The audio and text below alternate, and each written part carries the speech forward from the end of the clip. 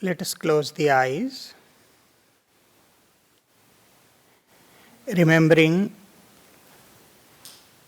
all-pervading divinity, remembering our masters. We will pray in this beautiful morning. Om Sahana Vavatu Sahano Bhunaktu Sahaviryam Karavavahe Tejasvi Navadhitamastu Ma Vidvishavahai. Om Shanti Shanti Shanti. May God protect us all. May God nourish us with wisdom and knowledge. May we always grow in love and understanding. May there be no conflict among us. May there be peace within and everywhere. Om. Amen. I bow to one God who is formless, omnipresent. I bow to all the saints and sages. I humbly bow to the lineage of Kriya Yoga masters. And I bow to living presence of God in each one of you.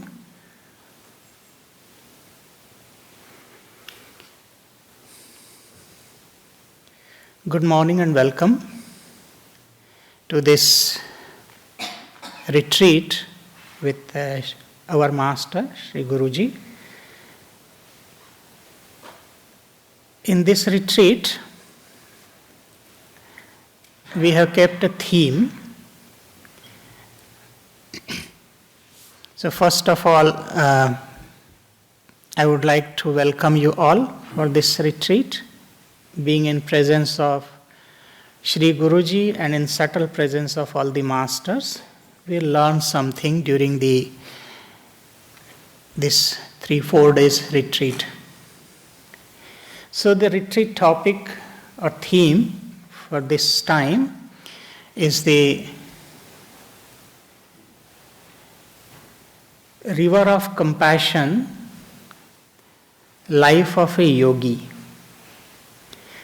So most of you know that River of Compassion is also a book written by Sri Guruji about Sri Gurudev, Baba Hariharanandaji. And the River of Compassion is the most beautiful book, which is, you can say, a biography of Sri Gurudev. And it is also supplemented by another book, The Last Decade. So last 10 years of Sri Gurudev's life is mentioned in the last decade. But before that, River of Compassion is the beautiful book. If you have not read it, I would recommend. That will give you idea that how a devoted disciple lives in presence of Guru and reaches the goal of realization. However, this topic, when I read yesterday, I was looking at what is the theme. So, River of Compassion, life of a yogi. It is perfectly matching with the current situation when we are also remembering Sri Gurudev. The life of Gurudev, because Sri Gurudev is yogi, Kriya Yoga. So we all are yogis. The life of a yogi. What is the life of a yogi? Or what are the qualities a yogi reflects or manifests in his life or her life?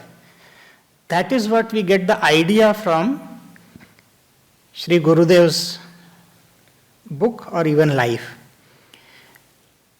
It says River of Compassion, the theme as well as the name of the book. So I was just thinking, it could have been symbol of compassion.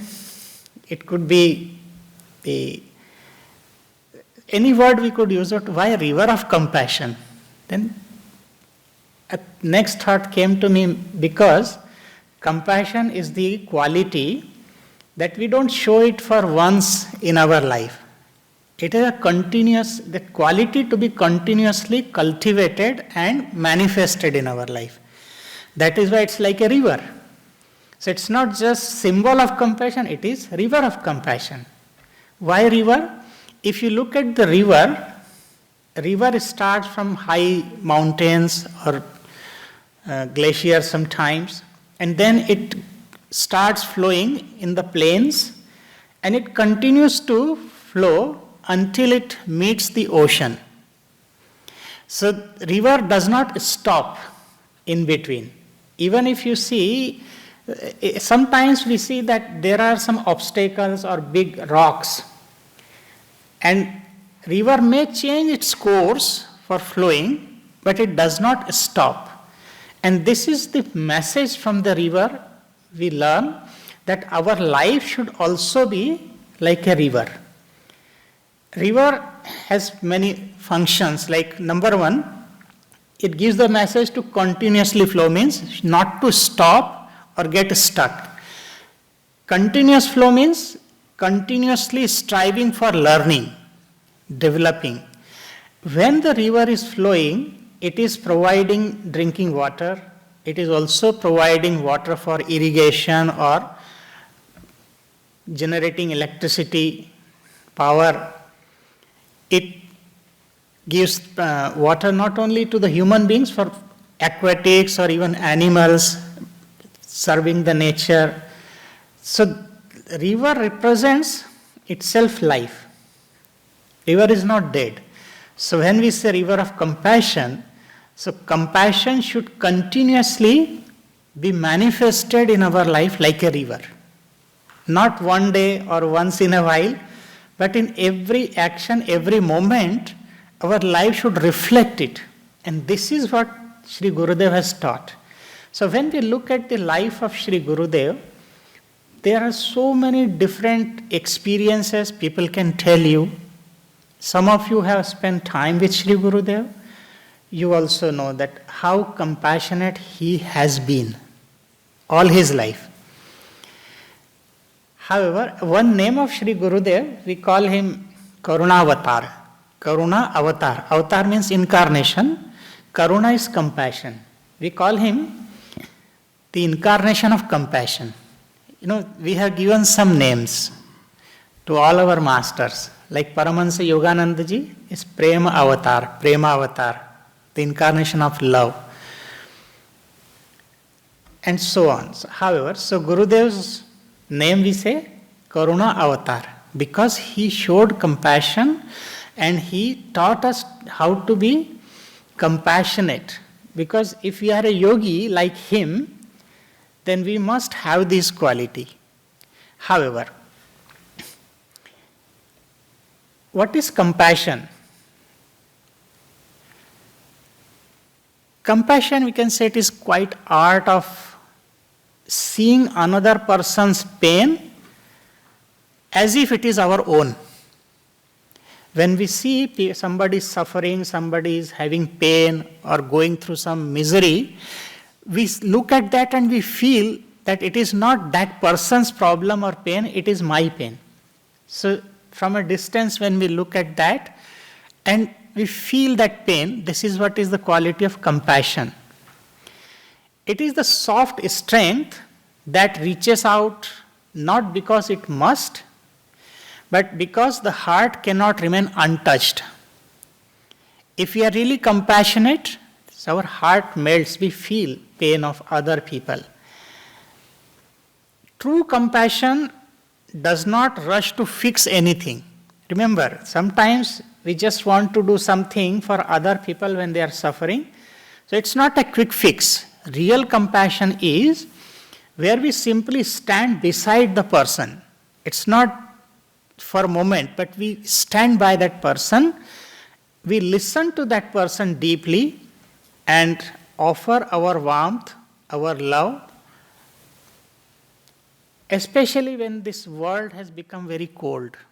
You see, nowadays relationships, whether it is family or society, we don't see very often that understanding or compassion for one another. In compassion, we remember that every being is carrying a story, and every story deserves a little kindness. So if we are not kind enough, we cannot say that we are human being.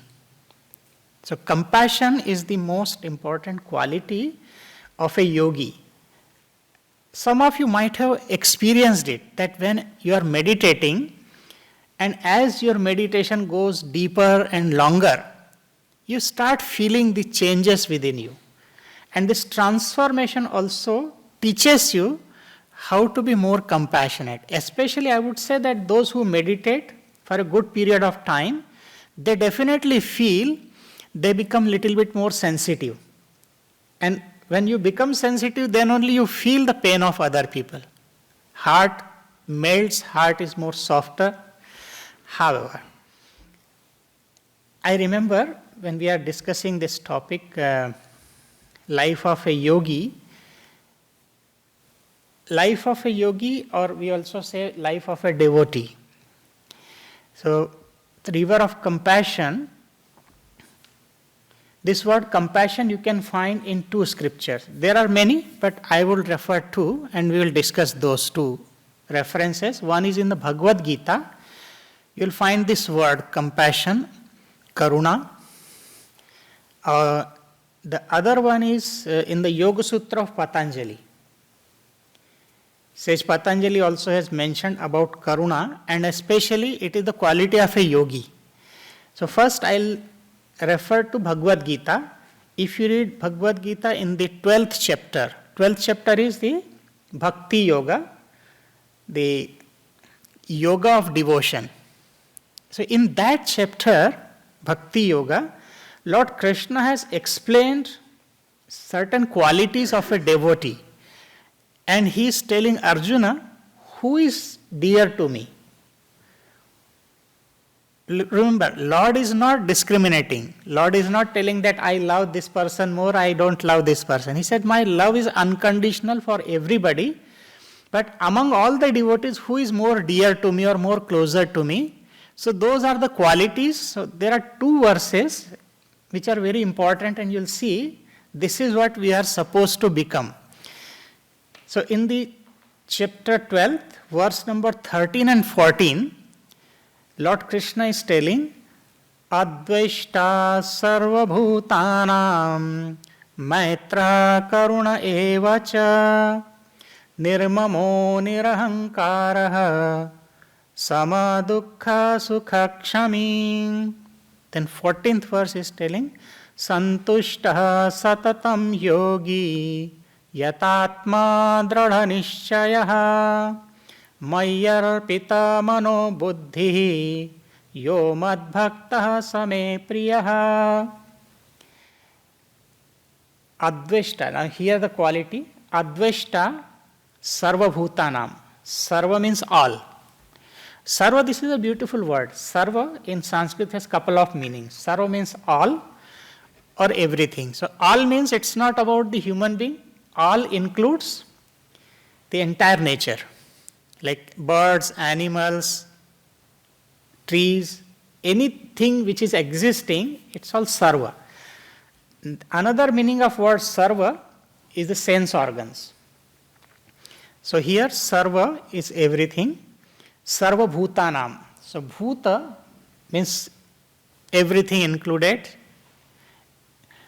Bhuta means past, our past which is already gone. Bhuta means a living being. Bhuta means also ghost, but here it is not ghost. So here bhuta includes all living beings, living, non-living, you can include both. So advaishta sarva bhutanam. First quality is that one who is, means not, dveshta. Dveshta means who is, it is coming from the word dvesha, means hatred. A person who does not have any hatred towards any creature. So sarvabhutana means any creature, you can say. It's not that hatred against a human being or hatred against the animal or specific being. hatred against anybody in this creation is not required if you want to be a yogi. So a yogi, the first quality of yogi is to be free from hatred. I had read from one realized master's teaching. He has told during a conversation to his disciple, he was telling, if you want to attain self-realization, do you want also not? How many of you want to attain okay. So the master is telling, if you want to attain self-realization, then you should not have hatred towards anybody in this creation. Not the enemy only. But against anybody, if you have a little trace of hatred or dislike, you are not qualified to be a yogi. That's the word of that realized master, and it is true. Because unless we completely get rid of this small trace of dislike or hatred against a person, a thing, anything you can say. So this is the first quality which Lord is telling. A yogi, because he is telling at the end, who is a yogi, who has these qualities. So first is become free from hatred. Second, he is telling Maitraha Karuna Evacha. So Maitra means friendly. A person who does not dislike anything, naturally he becomes friend to everybody. And in the Atharva Veda, there is a beautiful mantra. Sometimes you hear this mantra, we chant during our fire ceremony or different ceremonies we do. So this mantra we chant. In that, it tells about friendship. It says,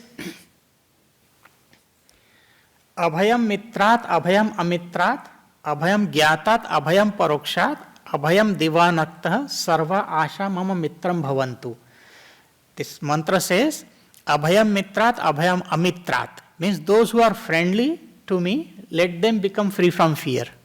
And those who are not friendly, let them also be free from fear. So there is no discrimination. Abhayam divanakta means day and night, let me become free from fear. Abhayam divanakta, sarva asha mama mitram bhavantu. And I expect that everybody in this creation be friendly to each other. So this mantra has two meanings. One is that let me not create fear in others, and let me not become fearful from others. So everybody in this nature, in this creation, be friendly to each other. So that is Maitri. We should be friendly to each other. Then Karuna Evacha. So Karuna, here comes word compassion. So a yogi must have compassion. A yogi cannot be just sitting with closed eyes or just watching that whatever is happening, I have nothing to do.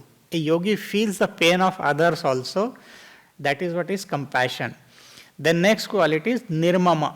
Nirmama is beautiful word. Nihi and mama. Ni means without, or it is also negation.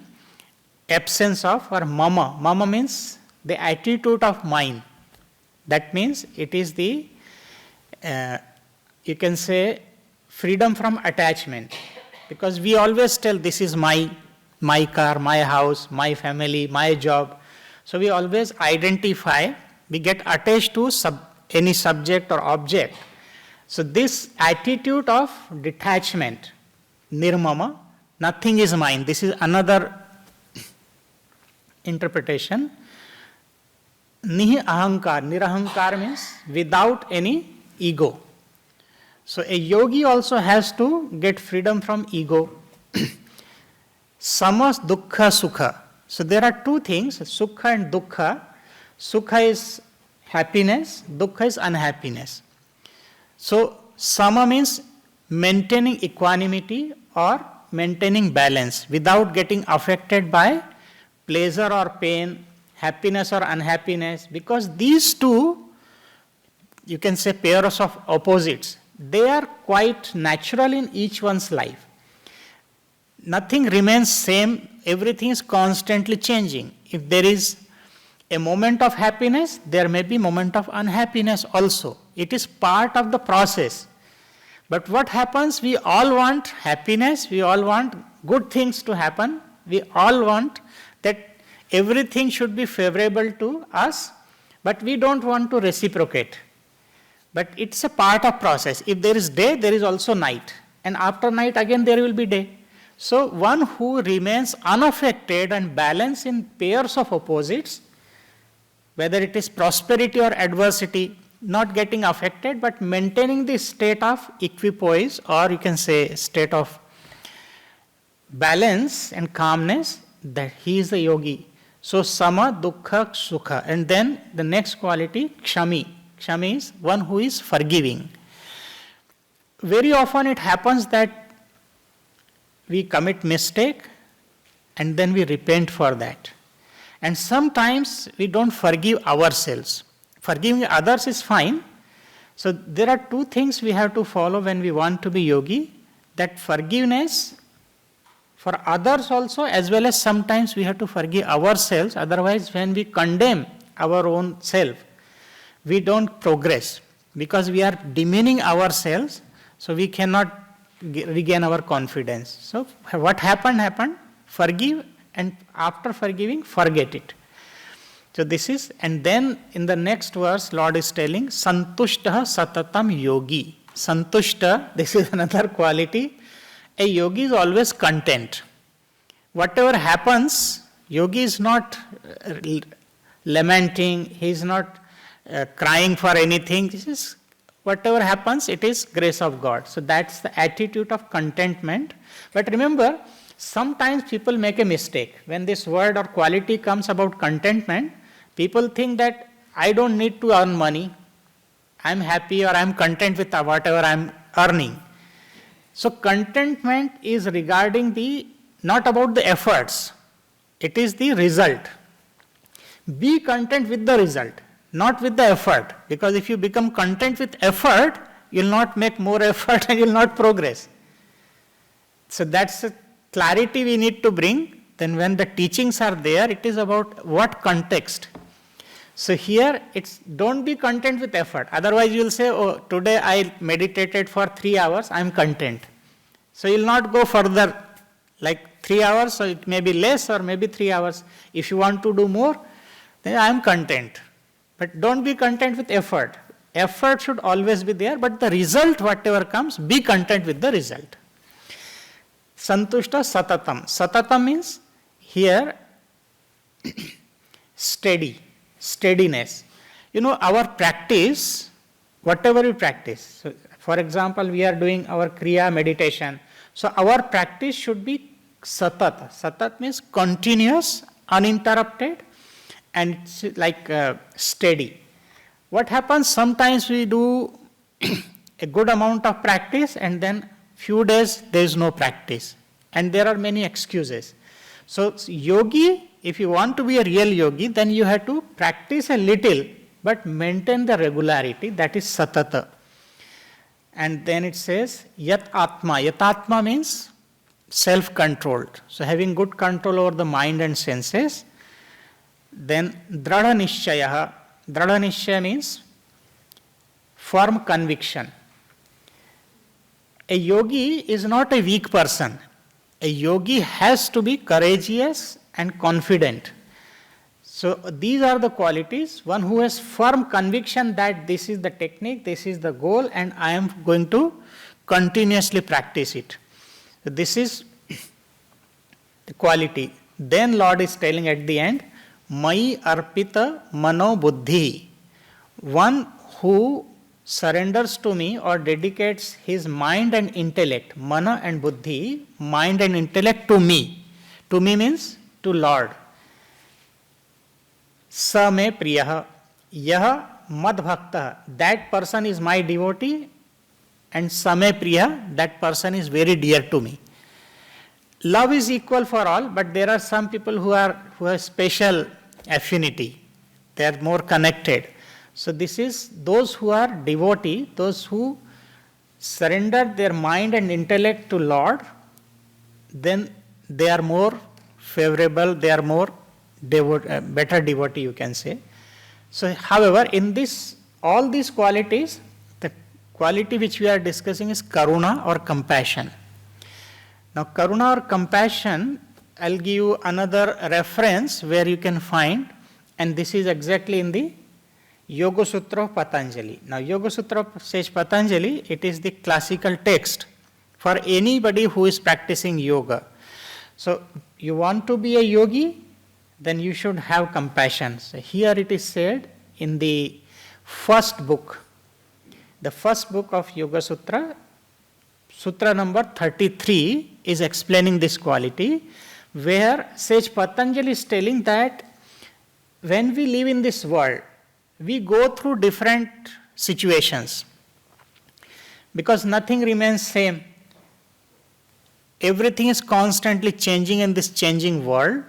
So when we go through different situations, different circumstances, what should be our attitude? Although we should maintain our state of mind as very calm and quiet, but apart from that, when we are facing different kinds of situation, what should be our response? So for that also there is guidance. Sutra 33 tells, Maitri Karuna. Again this word comes, Karuna. Maitri Karuna Mudita Upekshanam Sukha Dukkha Punya Apunya Vishayanam Bhavanatah Chitta Prasadanam. So I'll begin from the last word, Chitta Prasadanam. What is Chitta Prasadanam? Chitta here is the mind. Prasadanam to purify. If you want to be yogi, so your mind should be pure.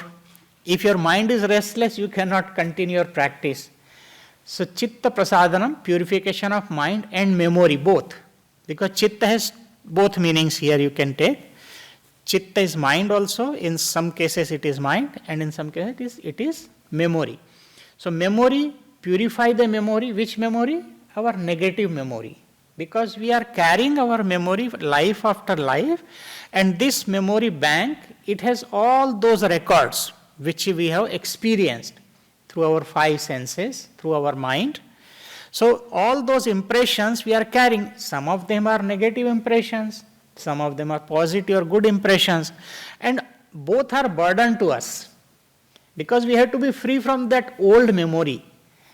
But very often the old negative memory, it bothers us a lot, even during meditation. We want to meditate very nicely, we are sitting, going to paravastha, and then suddenly some negative thought comes. And sometimes we are very much worried about it, that I don't want to entertain these thoughts, but still I am getting these thoughts. It is again a part of process, nothing to worry. Thoughts come because they are already in the memory. And that is why when we continuously meditate, it's like cleansing. So memory, all negative memory, it is slowly erased. And we become free. That's how it is said. Purification of mind and memory. The only memory which remains with us at the end, that I am divine child of God and I am here to attain my goal of life, self-realization. So that memory is good. Rest memory becomes very weak and slowly it is quarantined.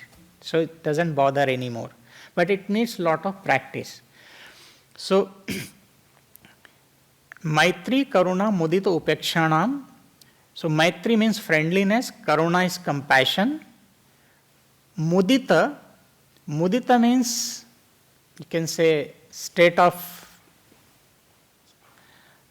feeling happy. When you are mudita, we are very happy or satisfied. Complacency, and you can say cheerfulness. Mudita, the state of cheerfulness. And upeksha means indifference. To keep the attitude of indifference or avoidance. Then sukha means joy or happiness, dukkha means sorrow or unhappiness. Punya means virtue or meritorious deeds. Apunya means vices.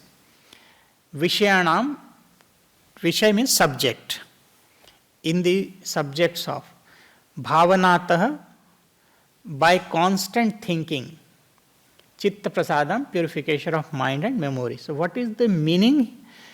Purification of mind is attained by practicing the attitude of four things: friendliness, compassion, a quiet pleasure or feeling of cheerfulness, and indifference towards happiness, misery, virtues and vices. So, if there is situation where you feel happy or others are happy, fine. Don't get too much excited. When there is problem, don't get affected by the negativity. Virtues and vices also, you remain silent or in state of balance. But this verse or this sutra needs to be understood a little bit more in depth. It's just the literal translation, but the meaning here, the purification of mind is attained by these four. So it says the attitude in different situation, what should be our attitude? Suppose if somebody is in sorrow, so at that time what should be the attitude? You cannot just laugh at that. You cannot show your cheerfulness at the misery of others. That at that time the attitude should be different. So in which condition or which situation what should be our attitude as a yogi?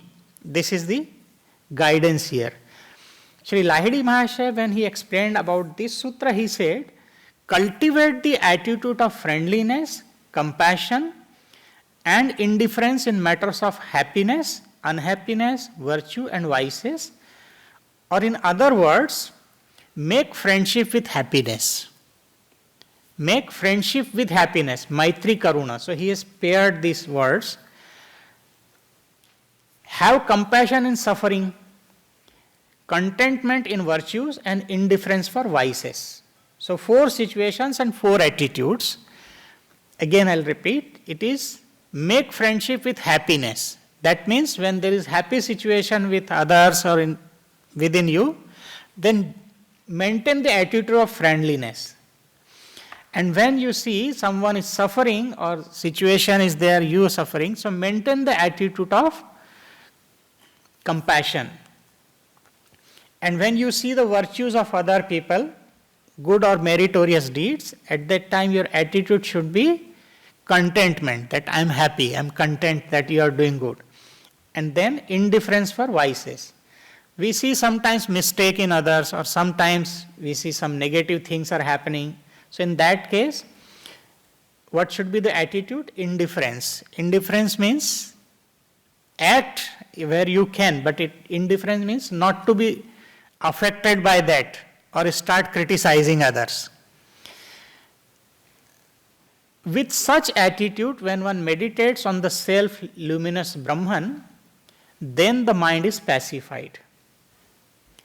Human life is a rare opportunity for the divine evolution. Remember, when we are born here, so the purpose of our birth is to continuously evolve and reach the highest state of our life. Highest state which is recommended as samadhi in the path of yoga. And it demands sincere efforts. Just by thinking we cannot do it. It requires lots of effort. And through the practice of Eka Tattva, because this sutra is in continuation with the previous one where Sage Patanjali has explained about practicing Eka Tattva or one truth. That means just remain in one truth, not go here and there. Whatever you have adopted or accepted, just devote your time, dedicate your time and sincere practice for one cause only. So not to be confused, that's the meaning. So sometimes we do. Yesterday also I received one email about that I had somebody during initiation said, oh, I love this form of deity. It's optional. And then now telling, oh, I don't feel any more love for that form, now I want to change it. So it doesn't work. Once you choose something, stick to that path. Then you will get the result. Mind is instrument. Remember, we are talking about purifying the mind and memory. So mind is just an instrument. It is a tool which is very useful for us. Without mind, we cannot think. We cannot think, so we cannot act. So mind helps us on day-to-day basis, but we should not be guided or directed by the mind. That's why in the Upanishad, like Amrat Bindu Upanishad, it says, Mana eva manushyanam karanam bandha mokshayoho. Bandhaya vishayasaktam muktam nirmishyam smritam. Mind is the cause of bondage, mind is the cause of our liberation. And if this mind is directed towards the worldly objects, enjoyments, then we are in bondage, we feel bound. But if the same mind can be directed towards the divinity or positive thinking, creative thinking, then it becomes a means to liberate us from our misery, from our limitations. The mind is same, and each one's mind is different. It is playing differently because what we have trained it for, it will act accordingly. However, mind is just like if you have a key and you want to open the lock, the same key you turn on one side, it will open it, other side it will lock it. The key is same. So mind is like that key. It depends in which direction you are using it. Okay, so there is no question of complaining about the mind, restless mind, good mind, bad mind. Mind is mind only. It is how we use it, how we direct it, it depends on that. So this sutra tells about this attitude of compassion. So again, if the pair we talk about that, Maitri, Karuna, Mudita, Upeksha. These are the four attitudes.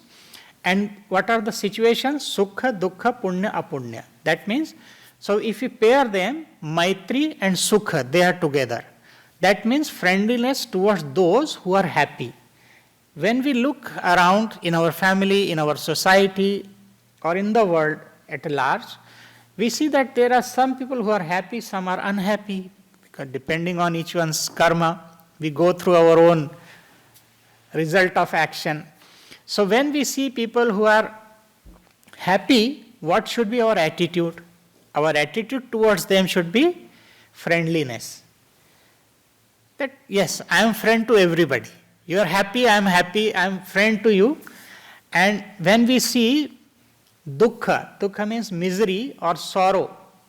So in that case, what should be the attitude? We should be compassionate.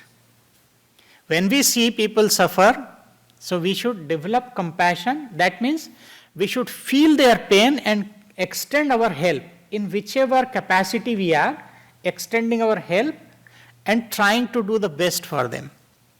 So feel their pain, this is karuna. So for the situation of misery or sorrow, maintain the attitude of compassion. But what happens?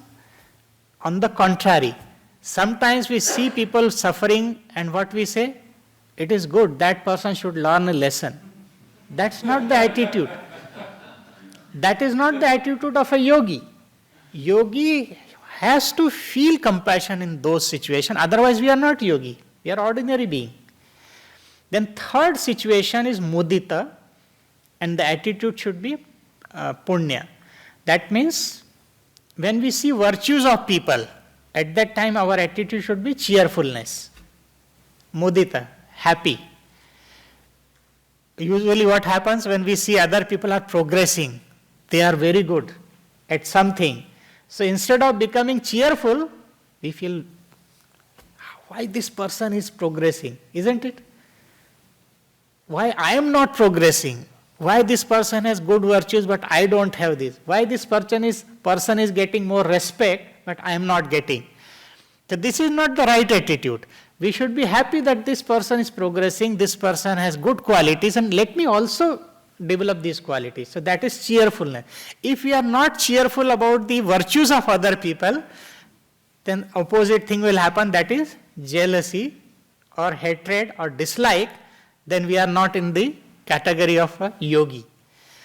Then fourth situation is upeksha, and it is connected with apunya or vices.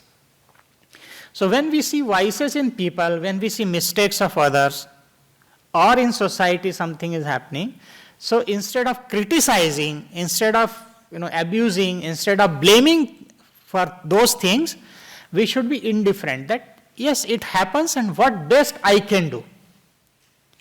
Okay? Indifference here is not that you just turn your face and go away. That's not the indifference here. Indifference means you should not be getting affected with that, criticizing and even blaming with other people.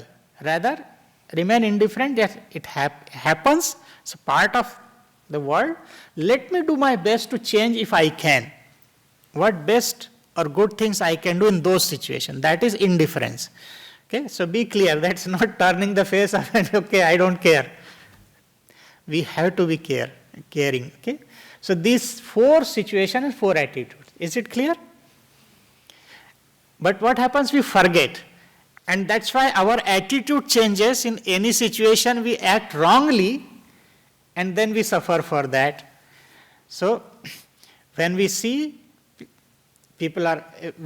happiness, we should have friendliness. When we see misery, we should have compassion.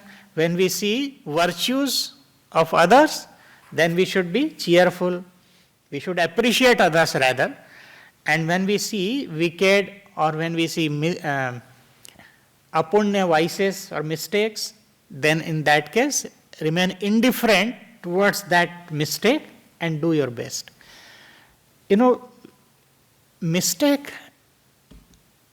it is one word, beautiful word is there for mistake. It is called kalushya. And there are 6 types of, 6 impurities we can say. Another meaning of mistake or impurity, because mind is collecting impression. What we see, what we read, what we speak, everything is recorded in our subconscious mind. And sometimes good things, sometimes negative things. Even if we don't want to hear, but it goes through our ears. For example, lots of violence is happening in the world. It's not a good thing. Our mind doesn't feel happy about that. But this negative impression still we hear, or through social media, when it comes to our mind. So we are receiving these impressions constantly and we have to clean them, because those negative impressions, they remain in the subconscious mind and then they continuously come on the surface. So what is the best way to clean it? So when we talk about the impurities, there are 6 types of impurities we gather. We are collecting. So what are those 6?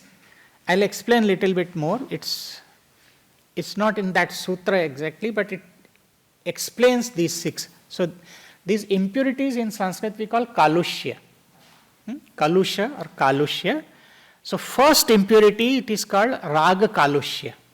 Raga kalushya, impurity of attachment. Because raga means likes. We like something, and when we like something, we get attached to that being or thing. So that becomes the cause of our misery. So raga kalusha means impurity of attachment. After experiencing happiness with a feeling of affection, thought the happiness may always be with me. This is called raga kalusha. Suppose you enjoy mango. You love mango, you enjoy it, it's very delicious. And then you think that this happiness which I am getting from this enjoyment, it should remain with me all the time. I don't want to lose that. But it doesn't happen, because next moment when you are performing some other action, you'll have another experience. But because you are attached to that experience of delicious taste, so your mind demands continuously that I want to remain in that enjoyment or that attachment. So this is raga. Our mind gets attached to a specific thought. So this is called raga kalusha. It is impurity. Because as a yogi, we have to be free from both. Likes and dislikes, both are not recommended. We should be centered. We have to be balanced. So this happiness may always be with me. This is raga kalusha. Even sometimes when we are meditating, few days you'll find meditation is really good. You enjoy that. Sometimes you don't have good meditation. So those moments when you really go to paravastha, you don't want to come out. You just want to remain in that highest state of consciousness. And then the mind constantly tells, oh, I don't want to come down. Let that happiness remains with me. That is good thing, but not to be attached with the result, because it varies.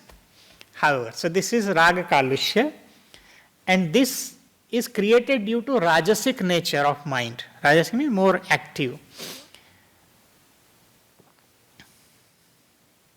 And when we do not achieve the same state, suppose mind is demanding now that I want to remain in that happy state or blissful state, when it doesn't happen, then mind becomes restless. Why it is not happening?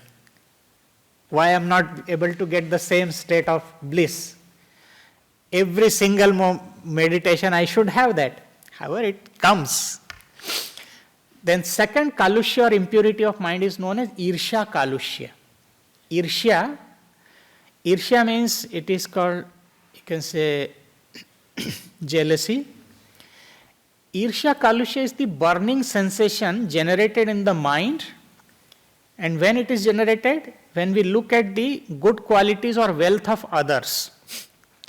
When we see that neighbor has got a new car and I don't have that, so the mind tells I should have that. I must have that at any cost because I feel low otherwise. So this feeling with comparison, it starts, and if it is not fulfilled, it burns in the mind.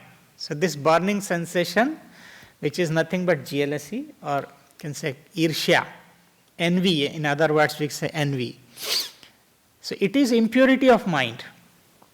When we see people are prosperous and we are not, then this thought may come. So this is irsha kalushya. Then third impurity is para apakara chikirsha kalushya. Para means others, apakara. Apakara means doing something bad. So it is called hatred. Hatred, what is this hatred? Desire to talk bad about or cause suffering to others, it is called apakara. Means when we don't like someone, so we try to talk bad about that person. When we don't like some quality of some specific people, so we talk about those qualities. Do you know this person is like this? So this is called par apakar, means mentally we are trying to do something bad to that person, or we are trying to cause suffering to that person. This is par apakar. It is nothing but form of hatred. So this is another impurity we carry in our mind, and it makes our mind completely impure and in turmoil. Because when you are speaking bad about others or even thinking bad about anyone, so that thought is still there and it bothers. It comes back again and it keeps your mind restless. Then fourth impurity of mind, it is called asuya kalushya. Asuya means to find fault with others' good qualities. To find fault with others' good qualities. Suppose, we all have good and bad habits, qualities. When we see something good in others, what should we do? We should appreciate. We should be grateful that something good we saw as a motivation. It should inspire us. But instead of that, sometimes mind tells, we see some good quality, but we try to find fault in that. And it becomes a nature. This is another impurity of mind, to find fault with others' good quality. Whether we have that quality or not, but when we see in others, then we try to find mistakes or fault in that. So that's not good.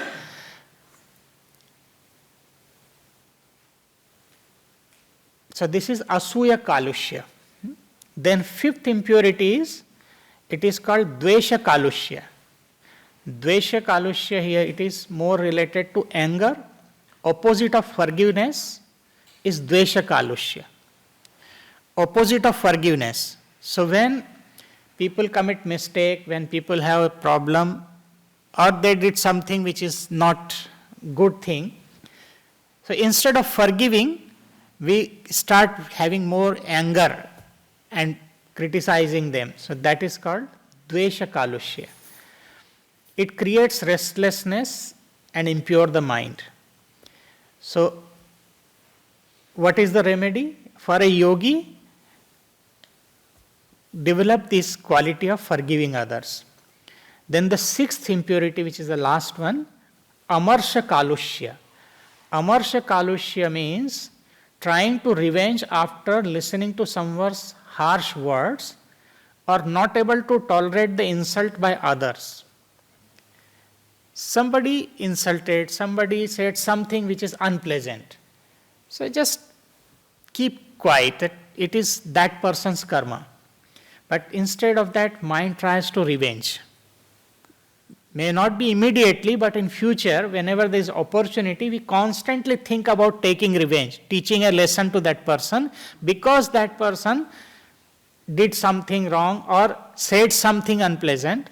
So this is known as amarsha kalushya, means trying to revenge after listening to someone's harsh words or not able to tolerate the insult by others. So this is amarsha. So these 6 impurities of mind. Look, we know impurities of mind. Negative thinking is impurity, criticizing, jealousy, etc. But this is very specific division, that how subtle qualities we are carrying in our minds. And most of us, we all carry these 6, more or less. And as we meditate, we become yogi, we slowly get rid of these impurities. So unless we know that this is the impurity, how can we get rid of that? So that's why in Yoga Sutra it is very well explained. So this is about Karuna, Maitri. Karuna, Maitri, friendliness in case of happiness. Then it says Maitri, then Sukha Adishu, friendship in the matter of happiness. Develop the attitude of friendship with happy moments and friendliness among happy people.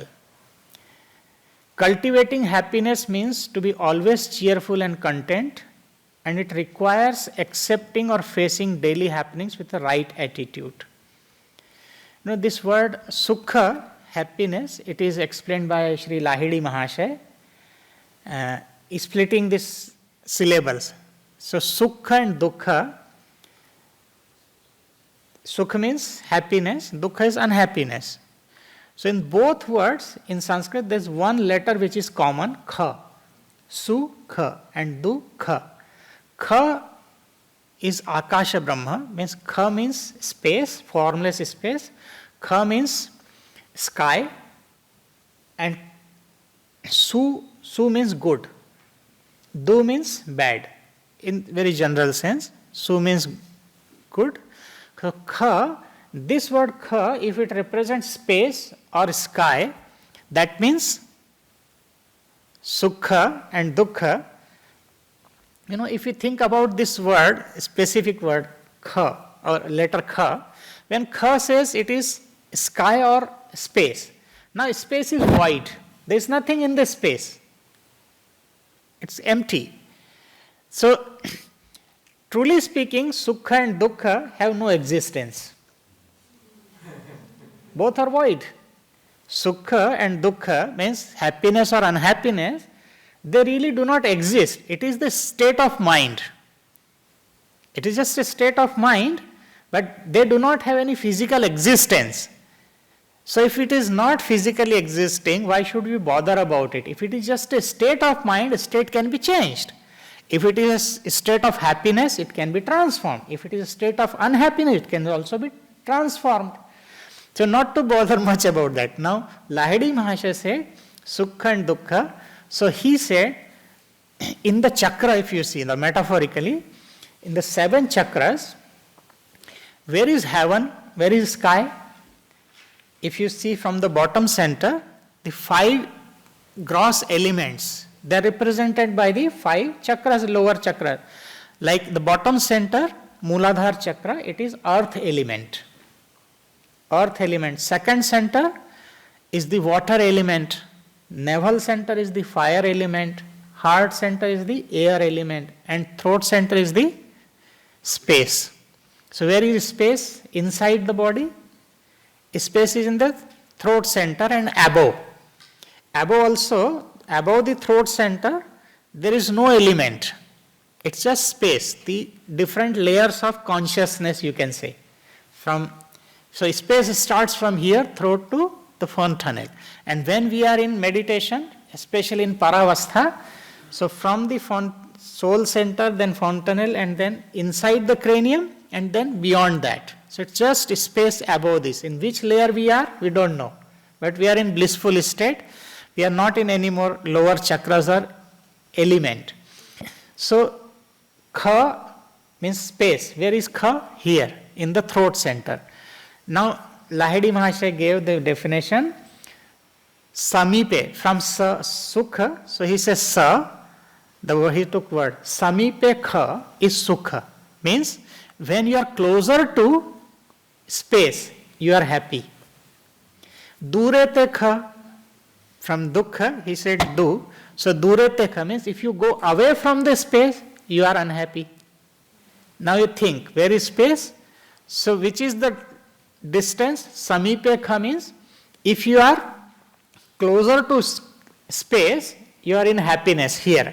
From fontanel to throat center, it is closer.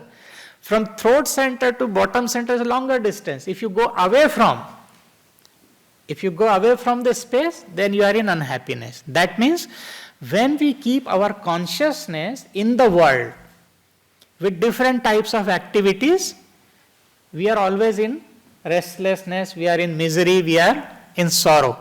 Because these chakras, lower 5 chakras, from throat center to bottom center, these 5 chakras, they are constantly deploying our mind to do some activity. Do this, do that, because bottom center is the money, then second center is the family, food, emotions, and some religious activities like meditating, reading scriptures.